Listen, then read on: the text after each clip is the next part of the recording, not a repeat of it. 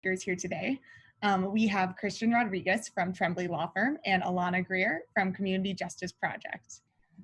All right, well, thank you very much, Patty and Generator, for having me on this. We've been at Trembly Law, been working and doing a bunch of presentations to several business owners. Just to give you a little bit of background, we are a business law firm. We provide general counsel services to businesses. We provide employment law, litigation, and franchising and trademark services. So as soon as this whole pandemic hit, we started an outreach to business owners and small business owners, trying to educate them on their rights, their obligations, and what services are out there to try and help them continue operating, because we understand that small and medium-sized businesses are pretty much the backbone of the economy and the ones that also provide jobs. And there's a lot of red tape. There's a lot of misunderstanding as to what employers and businesses are supposed to do. And so we started immediately trying to provide outreach about what the PPP loan was, how to navigate that. And obviously every day there's new changes. And one of the biggest changes is now that they allow, independent contractors to apply for their own PPP, et cetera, right? But there's also been a lot of changes in the employment law realm, which people haven't focused on as much about. We've been tackling that. And one of the issues is unemployment insurance. And while we don't do unemployment claimant representation, we still think it's important for people to understand what the changes have been, so that you understand what expanded benefits and eligibility exist out there, because it's completely different to what most people are used to. So on March 27th, 2020, the legislature passed, and it was signed into law, the CARES Act. And while the CARES Act is primarily known for the PPP, what's an underreported section of it is the section that talks about unemployment benefits, expanding eligibility and expanding actual benefits that are available. So normally, just to give an example of what you're usually looking at is, under Florida, usually the max benefits that you can get is $275 a week. Well, under certain circumstances under the CARES Act, you could be getting $275 a week plus the $600 for up to 39 weeks, I believe it is. And they've also done away with a lot of requirements, which I'm going to go through. So purpose of this presentation is to go over the new unemployment programs that are set forth in the CARES Act, to talk about its interaction with Florida's existing unemployment insurance, and to also talk about the interaction between unemployment insurance and the paid leave programs under the Families First Coronavirus Response Act and the CARES Act.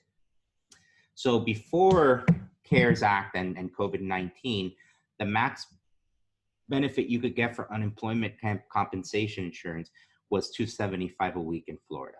Each state has their own amount that they pay in benefits. Florida's is $275. And the number of weeks that were usually available under unemployment compensation was 12 weeks. In certain circumstances, it could be 23 weeks. So it's basically 3 months. In order to apply, you had to have a sufficient work history. You had to be actively seeking work, and you had to reapply every 2 weeks with a log showing all the actions that you were taking to get active employment. So what has changed?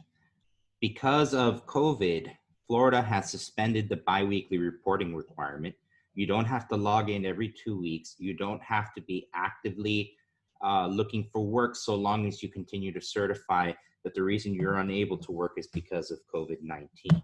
They've also expanded eligibility to others that traditionally would not be entitled to any unemployment insurance.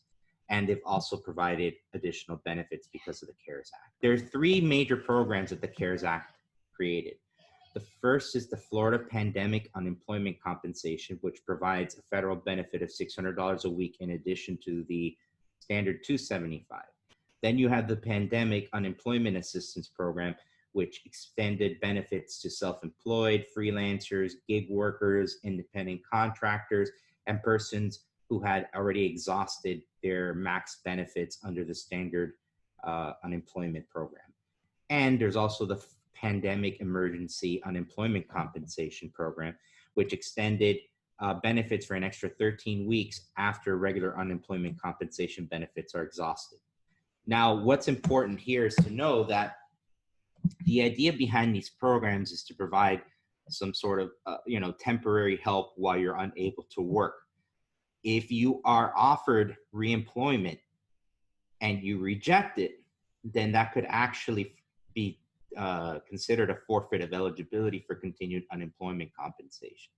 So if you have questions about that, and where this has come up is I've heard people, and I usually have to send them to a plaintiff's attorney, employment plaintiff's attorney, who say, well, I don't feel comfortable going back to work, and I don't want to accept this position because they're not cleaning pursuant to the CDC guidelines, or they're not following their OSHA requirements of cleaning. What are my rights? At that point, you would have to speak with a plaintiff's, basically an employee side attorney who could guide you with what's the best way to deal with that. Because if you just reject the job, you're going to be forfeiting your unemployment compensation. So let's go through the first program, the Florida Pandemic Unemployment Compensation, which we're going to call FPUC. Florida may receive under FPUC up to $275 a week for up to 39 weeks. And in addition to that, an extra $600 payment per week. And that's going to be for the period of unemployment from March 29th through July 31st. Okay.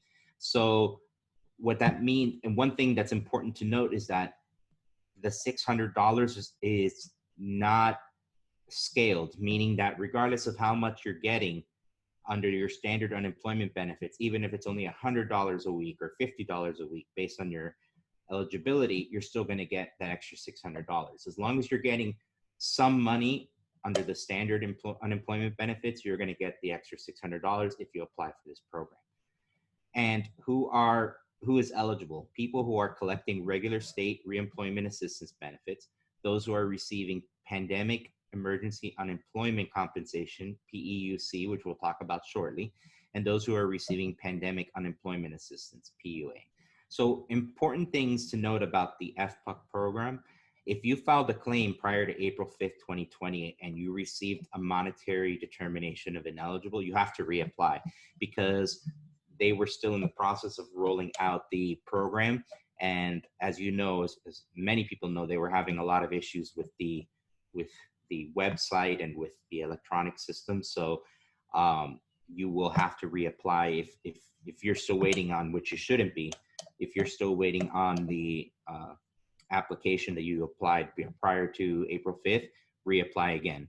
The other thing is that the FPUC benefits are not charged to employers. So, one of the biggest sticking points about unemployment insurance for employers is that when an employee applies for unemployment, the Department of Economic Opportunity's usual stance is going to be that the employer has to pay for it out of its credits that it pays for with your payroll.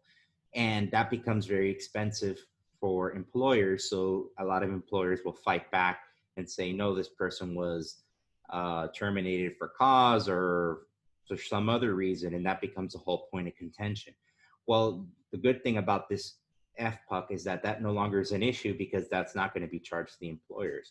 So you should not be seeing employers fight back on this extra $600 since it's not being credited to them. The other thing that's important to note is that $600 per week benefit is disregarded for purposes of calculating income eligibility if you're also receiving Medicaid and CHIP cards. Remember, that fact that these programs are available is it's up to you to now apply and actually get them. So it's not just going to be automatic. If you're already getting unemployment, you're not going to automatically get it. You actually have to apply for each of these programs individually. And I'll show you, there's a link at the end that I'll provide you that actually explains to you how you can apply. So the second program is the PEUC, the Pandemic Emergency Unemployment Benefit Program. And this provides up to 13 weeks of reemployment assistance benefits to individuals who have exhausted their regular unemployment benefits under state or federal law, or have no rights to regular unemployment benefits under state or federal law. So remember, we said that under standard unemployment benefits, you usually get up to 12 weeks of benefits, right? So if you've already exhausted those 12 weeks in 2020, because let's say you were laid off and you were already collecting unemployment from January through the end of March, then normally you wouldn't be entitled to any sort of standard benefits. Well, now if you apply for the PEUC, you can get up to an extra 13 weeks of that 275 benefits. And if you apply for the FPUC program, you can also get the extra $600 in weekly benefits. So that's an extra up to $875 per week for a 13-week period. And the first week that you can be compensated on for this benefit is the week beginning March 29. So what that means is that if you were unemployed on March 16th because of COVID, then you're not going to get any benefits under the PEUC for that period of March 16th to March 29. And the program is only going to run through, for eligibility purposes, through December 26, 2020. So if you're, for example, if you're laid off in July and you apply for it, that's fine. Or if you apply in January for a period of 2021 for a period that was back in November through December of 2020, that's fine. But even if you don't exhaust that full 13 weeks, it's going to cut off on December 26, 2020, that 275. And generally, to receive the PEUC, you have to be actively engaged in looking for work. But like I mentioned, Florida has done away with that requirement only during the pandemic. And how you apply is you go to this link, which hopefully you can see, and it's going to explain to you the ways you apply. So in order to get the PEUC, you have to first apply for the state reemployment assistance benefits, and then they will send you an invitation to apply for the PEUC, and then you have to log into to the Connect website. And you will, even though Florida did away with the biweekly reporting, if you're going to be utilizing or applying for PEUC, you still have to submit a biweekly reporting certifying that you remain unemployed and are able and available to work during the weeks that you're receiving PEUC, but because of COVID, you're unable to get a job. So this latter part goes back to that latter part of the certification goes back to what I was saying before. If you have a job offer and you reject it, then you're forfeiting your rights to unemployment. The third program is the Pandemic Unemployment Assistance Program. And this covers not just persons who have exhausted all rights to state and federal unemployment benefits and PEUC benefits, but it also expands unemployment insurance eligibility to these other persons who would normally not be qualified. One of the other interesting parts of the CARES Act is that it also expands eligibility for unemployment to people who have received a reduction of hours and people who have been furloughed, which normally would not be considered unemployment for purposes of standard unemployment insurance. And you'll hear me call it unemployment insurance and unemployment compensation. The terms are used interchangeably. Florida calls it unemployment insurance. So they'll actually call it reemployment insurance benefits assistance. And the PUA benefits are available for up to 39 weeks. The period that it'll cover is January 27, 2020 through December 31, 2020. And the limitation counts weeks of regular unemployment, but not weeks of PEUC. So remember, if you go back to what I said a few slides ago, regular unemployment in Florida gives you up to 12 weeks of benefits. And the PEUC extends it another 13 weeks, okay? So if you've already received 12 weeks of regular unemployment, then the max you're gonna be able to get of PUA is 39 minus 12. Now, it's not gonna be reduced by the number of PEUC, the extra 13, up to 13 weeks that you get. You will need to, when you're applying for the PUA, you'll need to provide proof of your wages. And the documents that they ask for are, if you worked in 2019, you need to provide one of the following: either your 2019 federal tax return, if you have filed it; if not, your 1099 forms; if not, your final pay stub or financial statements that show what you earned. If you didn't work in 2019, right, then you have to provide one of the following: either if you worked sometime in 2020, the last pay stub you received in 2020, and if you were self-employed in 2020, then you have to provide either invoice, billing, or other documentation to provide proof of self-employment. So this is a whole new world, because before, self-employed persons couldn't even apply for unemployment insurance or unemployment benefits. Whereas now they're opening the doors, which is going to be very interesting, because there's a limited amount of funds available or in reserves for unemployment insurance. I want to say they have, if I'm correct, I think it's 100. I forget now the exact number. I think it's 100 billion or something, and they've already used up like 45 or 50 of it. So it's basically, it's already at least halfway depleted. So if you're going to ask for benefits, you need to do it ASAP. So for PUA benefits for individuals with sufficient work history, that will determine the weekly benefit that they're normally entitled to. And you should also be applying for the FPUC $600 per week. For self-employed persons who normally would not qualify under state unemployment benefits, the weekly amount that they're going to get will be calculated in a manner that it varies state by state, right? And I don't know yet what that formula is going to look like, but you can look through the resources that are there, and I believe they're updating them regularly. The nice thing about the PUA benefits, again, is also that it's 100% federally funded, meaning that it's not funded by private employer funds. So you should not be getting pushback from employers for the PUA benefits or the FPUC benefits. You may be getting pushback from employers who are being taxed for the regular unemployment benefits. But reality is that in this current state of the economy, I'm not seeing too many employers fight that. And some resources that you can look at, because this is a new area, it is confusing. You need to do your research on which programs work the best for you and see if you can actually utilize all of them. But these are all the websites that Florida's Department of Economic Opportunity has put together, both on regular reemployment assistance, CARES Act benefits and implementation, and how to apply. They also have a scenarios and benefits available, which is like a spreadsheet that tells you, okay, based on this scenario. So it says, if you are self-employed and independent contractor, I don't know if you can see the chart there, but I'm just reading from it. If you are self-employed and an independent contractor or not otherwise eligible for state benefits, then you could be eligible for up to 39 weeks of pandemic unemployment assistance and up to $275 in weekly benefits. So this last resource here is going to be very helpful, because it gives you a lot of scenarios where you can try to plug in what your scenario is, and it'll tell you what benefits you could be entitled to. And if you're interested on the Department of Labor's guidance on these different programs, these are the different letters that they have, opinion letters that they have issued. And if you Google these, it'll give you you'll be able to read them and see exactly what, and you'll see that they've just been issued recently. And this is what I was telling you, that things change very quickly. I mean, almost every week and sometimes twice a week.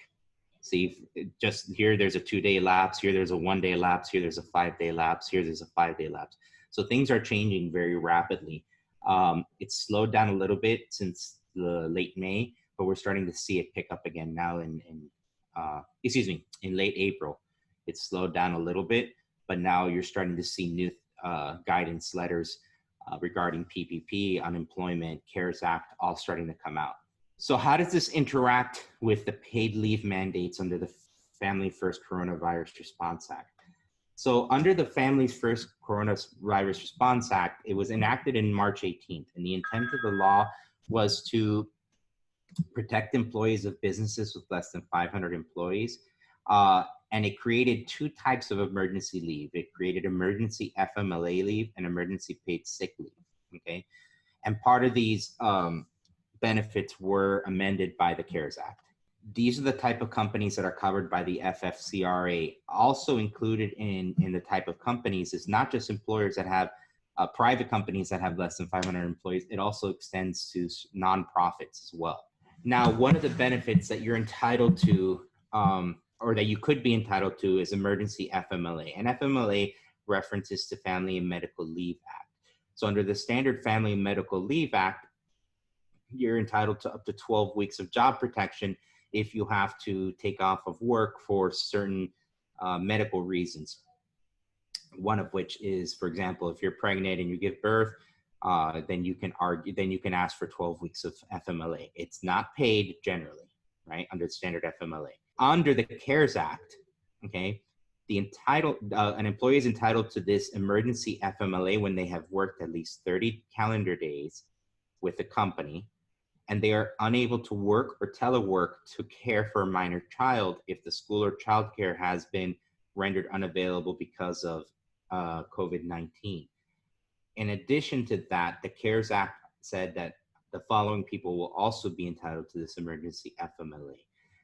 Persons who were laid off by an employer after April 1st, 2020, had worked for the employer for at least 30 of the last 60 calendar days prior to the layoff, and were rehired by the employer.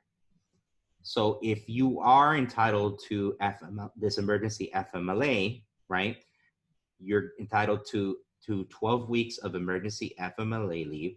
The first days are unpaid, right? And then after that, you're entitled to, for the remaining portion of the 12 weeks, 2/3 of your regular pay rate, which is capped at $200 per day and $10,000 in the aggregate. It also has a job restoration component. So it means that at the end of that emergency FMLA period, then you are entitled to have your job position restored to the same or equivalent position. There is an exception to that. If your employer has less than 25 employees, and because of COVID has had to get rid of your position or is unable to bring you back because of the financial situation, then that job, the employer is not going to be forced at that point. Then you have emergency paid sick leave. And emergency paid sick leave, there's 6 categories of people who can apply, and they're listed here. And what you're entitled to, or the amount you're entitled to, if any of these apply, depends on what categories you apply, you qualify under. If you qualify under reasons 1 through 3, you're entitled up to 80 hours at a regular rate of pay. It's capped at $511 per day, or $5,110 in total. And if you're qualified for reasons 4 through 6, you're entitled to up to 80 hours at 2/3 of your regular rate, which is capped at $200 per day or $2,000 total. And again, you're also entitled to job protection. And a question that I've gotten many times from both employers and employees: if a business is closed by a local or state order because it is a non-essential business, is that business's employees now entitled to FFCRA leave when the business isn't bringing in revenue? So this is kind of Monday morning quarterbacking for purposes of this discussion, because now many counties are opening up businesses. But the answer is there's no entitlement to these, either emergency FMLA or emergency paid sick leave, while the work site is closed pursuant to the order, right? And the Department of Labor's frequently asked questions actually says that employees who are unable to work because their business is closed by an order can actually apply for unemployment insurance under the CARES Act, which is the programs, the FPUC, the PEUC, and the PUA. So that's all I know that there's a lot of information there that you have to digest. So, if you have any questions related to the employer side of it, we're available. That's our contact information. And if there's anything you need with regards to claimant side, how to apply for this stuff, we can always refer you to other attorneys that do that kind of work. And you can also check in certain circumstances, you may be eligible for help with the legal services of Greater Miami. So thank you, Patty. Awesome. Thanks so much, Christian. Hmm. So we do have a couple of questions for you. Okay. Presentation. Okay. Cool. So the first question is, what should we do if the application says submitted, it's still pending, and it's been pending for about a month? It's been pending for about a month. If it was applied for before April 5th, I would reapply. And what I would do is, I know it's very hard to get a hold of anyone from the Department of Economic Opportunity, but there was an issue about a month ago, I want to say, where several of the applications were getting lost. So you may want to make sure, and the other question I have for you is, did you submit this electronically or by paper?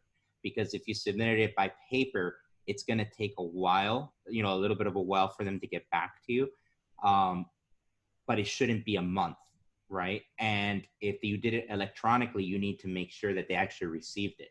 Because if you applied a month ago and it was when they were having those issues, then there's going to be a problem there, because they don't give you retroactive benefits. They only give you benefits as of the date that you applied.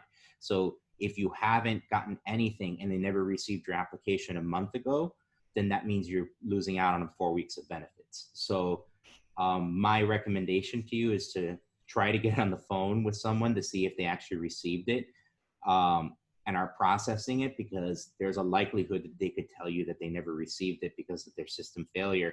And unfortunately, then that means that you are losing out on benefits. So you may have to actually reapply at that point. Got it. We have a similar question. They applied 8 weeks ago, have heard nothing. They tried calling, but the lines were busy for 4 hours.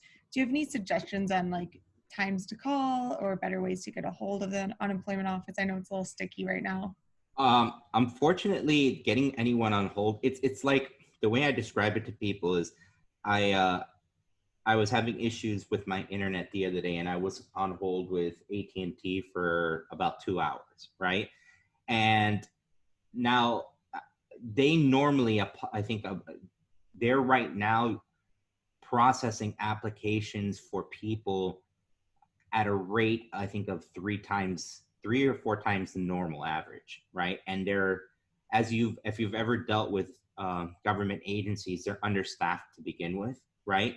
So the reason I tell you that is that when you're dealing with them, you have to exercise extreme patience. There's patience, and then there's holy patience, regardless of whatever your religious or non-religious affiliations are. Unfortunately, they're also, and this is not apologetic for them at all, by the way, because I think it's ridiculous that the state of Florida just spent over $15 million updating their unemployment website, and it doesn't even work. Okay, so I have my own qualms about that. But if you haven't received anything for 8 weeks, the likelihood, it's a great likelihood that they never received your application because of the error. So I would definitely try and reapply at this point, because now you've potentially lost out on 8 weeks of unemployment benefits. That doesn't mean you're going to get less benefits. It just means you had less aid available to you. Because remember, you're going to be capped out anyway, depending on the type of program that you apply under. So don't wait any longer. Reapply. If it was 8 weeks ago, 99% sure they never received your application, unless if you submitted it by paper. And then if you did submit it by paper, then you've got to follow up. And I would even suggest to you at this point to try applying electronically. But there's no good time to call them. I mean, you just got to be patient and hope to God you're going to get through. Mm-hmm. Yeah. We do have a follow-up. It was electronic and confirmed via email. Should we be reapplying even if we still have access to the Connect system?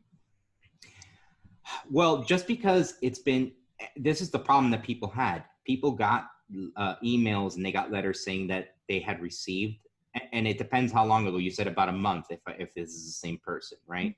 That it was received. It should not take a month to process this, right? It's on average taking about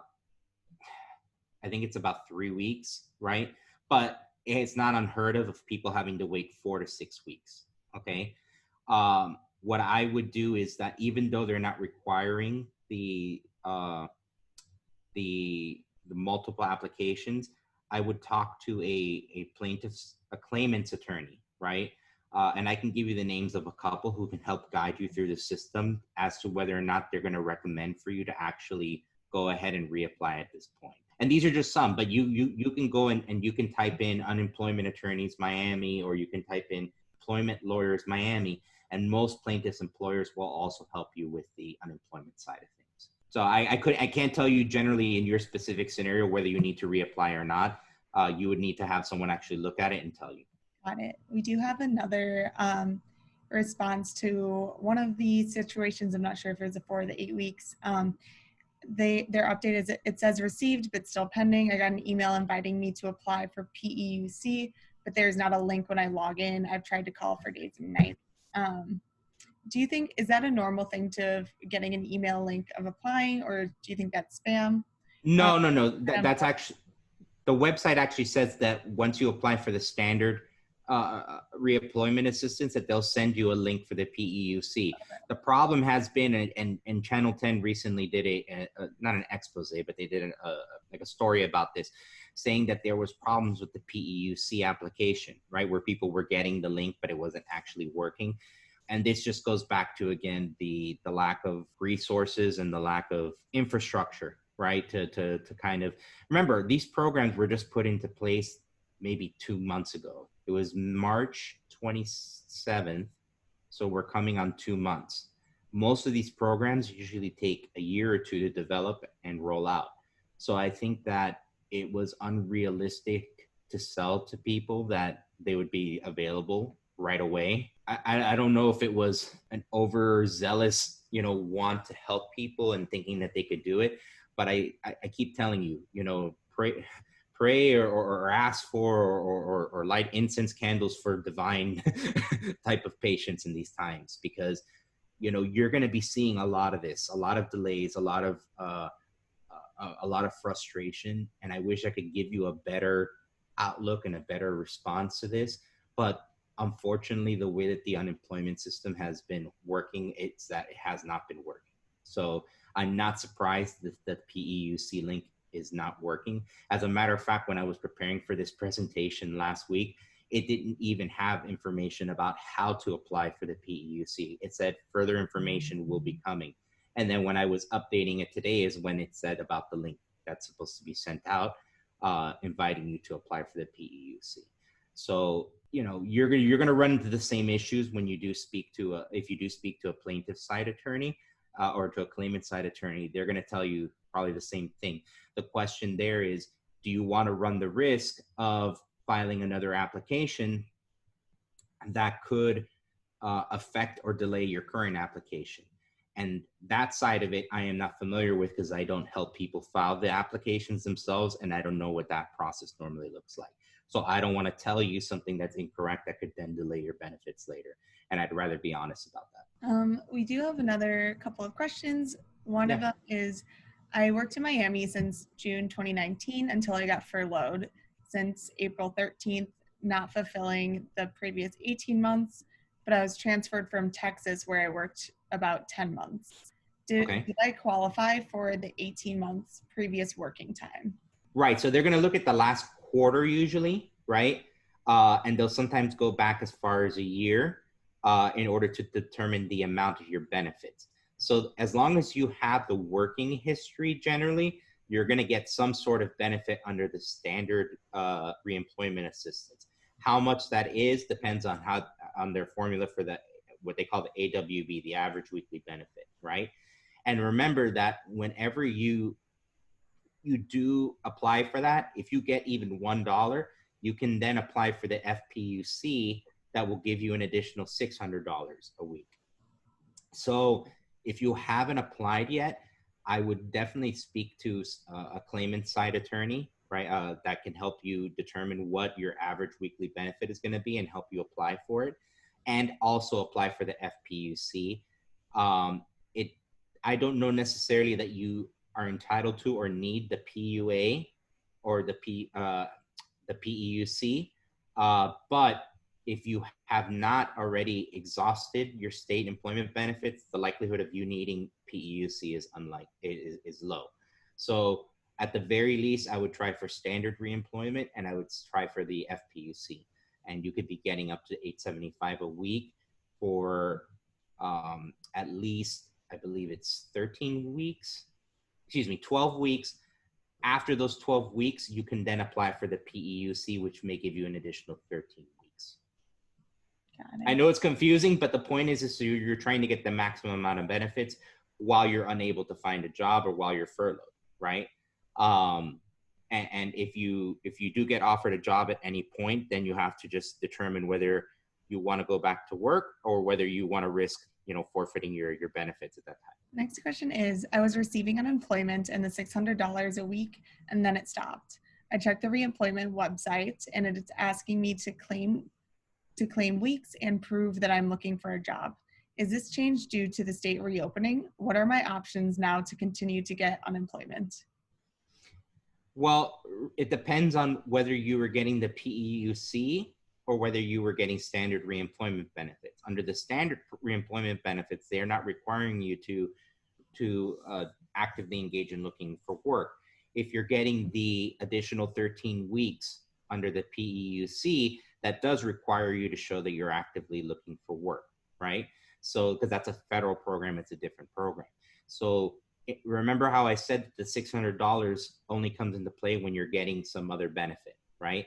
So if you haven't complied with the PEUC requirements, then that's why they stopped your benefits. So you have to, I think it was slide 10 of my presentation. It says all claimants participating in PEUC will still be required to claim weeks on a biweekly basis, certifying that they remain unemployed due to COVID and are available and able to work during the weeks they are receiving PEUC. And I can actually, let me pull up the website for you. Okay, so now you're looking at the link that I was talking about. So here's what I was saying. You must, so under the PEUC, right, you're eligible for it if the balance of your current reemployment assistance is expired or exhausted, meaning that you've already used up the 12 weeks of your regular unemployment, right? Now, or that you have a reemployment assistance claim that expired after July 1st, 2019. So here's the important section, these two. In order to get the PEUC, you have to first apply for the state reemployment benefits, right? Then they'll send you the link for the PEUC. Then you have to still claim weeks every 2 weeks, certifying that you remain unemployed and are able and available for work during the weeks you're receiving PEUC, but you just haven't received work or you're not getting it because of COVID, right? So the answer to your question depends on whether you're receiving PEUC, which, like I said, I don't think is likely because the application was not working, right? The other thing may be that you applied for the unemployment before April 5th, in which case you would have to reapply for the unemployment, like I said before, because there were issues with regards to the FPUC. Let me see if it's here. This is the website that they put up with on the Department of Economic Opportunity, which actually goes through the CARES Act benefits. And it actually, this is the chart I was telling you where it gives you different scenarios, right? So if you are this, then you could be eligible for this. If you are this, then you could be eligible for this, right? So you see there's a lot of resources available. The problem is that their resources are assuming that the system's always working correctly. So, oh, this is where, okay. So pandemic unemployment assistance. If you filed a claim on or after April 5th and Connect has given you a monetary determination of ineligible, then you should check Connect for a message to apply for PUA. Once processed, you will receive a message in your Connect portal to apply for PUA only if you received a monetary determination of ineligible, okay? So I don't know why April 5th. I don't know if that's just an internal date where they were having issues with regards to their system. But if that person who said that they applied about a month ago applied on or after April 5th, then you may be within this realm of people who may have to reapply at some point, okay? There's a question similar. I accepted a job offer since February 2020, but my starting date is still on hold. Is this acceptable for applying for all 3 programs? Was your start date supposed to happen during sometime in March or April or May, and was it delayed because of COVID? COVID. So you can actually make the argument that this is akin to a furlough, right? Because you're not able to start work. And this actually is helpful for you for the PEUC benefits, right? Which require you to certify bi-weekly that you are able to work, but you can't because of COVID, right? And you should have received some sort of letter or something, or some sort of communication from your employer delaying your start date. And that you can always submit that to the Department of Economic Opportunity, and that should help you qualify for the PEUC. And if you're not currently earning any sort of benefits, then that actually works out for you. The question is whether or not you're going to be able to apply or get standard reemployment benefits, or whether you have to go through the PUC benefits, because that depends on how much work history you have. Okay, so if you have enough work history, which I think, if I'm remembering correctly, under Florida is at least 1/4 of work history in the state, then you should be able to qualify for some sort of benefits under the standard reemployment assistance program. And if not, you still have to apply, and then they're going to invite you to apply to the PEUC program. As a follow-up, the asker said, I have those emails delaying my start dates and have not received any benefits so far. And you already applied? Yes. And did they apply under the regular reemployment assistance program? And if so, what was their work history before that? Yes, they have. Did they work in Florida for at least 1/4 prior to that, 3 months? Over 10 months. Okay. And when did you apply? Was it more than a month ago? Yes, about 1 month ago. You may have to reapply, because they may not, it may have been when they were having system problems. This is a very common story for a lot of people. So, I'm sorry that you're going through this and that the system is not helping you. So next question, Q on the current topic, does PEUC also require that you provide proof that one is looking for work? Let's look at the document. All it says here is that all claimants participating will still be required to claim weeks on a bi-weekly basis, certifying that they remain unemployed and are able and available for work. It doesn't say here that you're required to provide any sort of report like you normally would under standard reemployment. But again, I don't know what that final process is going to look like. Okay. What they are saying here is that they're going to require you to provide information about payment information, tax withholding information, and the certifications. So if I'm going off of what they've indicated here, they're just going to require that you certify this, right? They're not necessarily going to require that you provide documentation, but just be prepared to provide it if they do ask you. And my general rule of thumb for people is, even if they don't ask you, keep documentation, because what's going to happen is that at some point or another, and I tell people who apply for the PPP this all the time, the last thing you want is to receive some sort of notice of an audit and not have that documentation ready, or be scrambling to find it, right? Because they're expecting and I'm expecting generally there to be a large investigation at some point, or audits, right? The problem is that you're not going to see the effect of a lot of these audits for at least a couple of years, just because of the lack of resources and the lack of people. But that doesn't mean that it's not going to happen. A perfect example of this is, I had a friend who, after Hurricane Katrina, she was living in New Orleans, and she applied for unemployment assistance. And 2 or 3 years passed, and then they all of a sudden sent her a request for audit, asking her for certain certifications and proof of certain things that she had put in her application, because they had uncovered a lot of people committing fraud, right?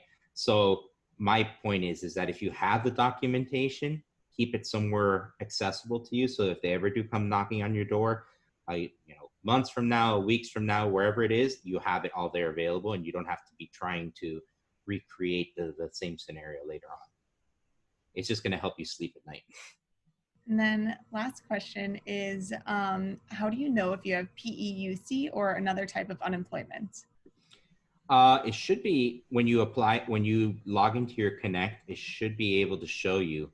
Let me see if there was a screenshot in one of these pages, but it should basically tell you what benefits you're receiving. If you're unsure, well, here's the quickest answer to that. If you didn't apply for it, you don't have it. If you did apply for it and you're not sure whether you got it or not, it should be showing on your Connect what benefits that you're getting and what amounts.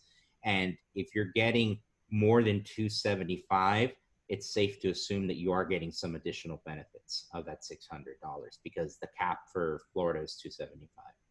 Got it. So that looks like all the questions for now. So thank you again so much, Christian. We really appreciate you today. All right. Thank you. Have a good day, guys.